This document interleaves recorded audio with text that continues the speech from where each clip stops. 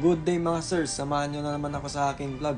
Ngayong araw nga gagawa tayo ng napakasimpleng dessert para sa ating mga officers at crew dito sa barko. Bali konti na palang prutas natin sa chamber kaya naisipan natin gumawa ng macaroni salad. At ito na yung mga gagamitin natin: macaroni, pineapple, peach halves, condensed milk, tapos itong fruit yogurt. At ready na nga yung mga ingredients na gagamitin natin. Ang susunod naman natin gagawin ay pagsasama-samay natin lahat dito sa isang mixing bowl. Bali ito lang pala yung ingredients na available sa atin kasi yung sunod na provision next month pa darating. At sama-sama na nga lahat ng ingredients. Ang susunod naman natin gagawin ay halo-haloin na natin. Bali kumuha na pala ako ng kutsara dyan tapos tinikman na natin. At sok na nga yung panlasa para sa atin. Ang susunod naman natin gagawin ay ilalagay natin ito sa chamber para lumamig. Bali gabi pala tayo gumawa para ready na bukas ng tanghali. Bali malapit na pala yung lunchtime kaya nilagay ko na dito sa mga maliliit na baso. At ito na nga yung ginawa nating macaroni salad.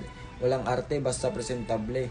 Maraming salamat sa panonood. I love you all.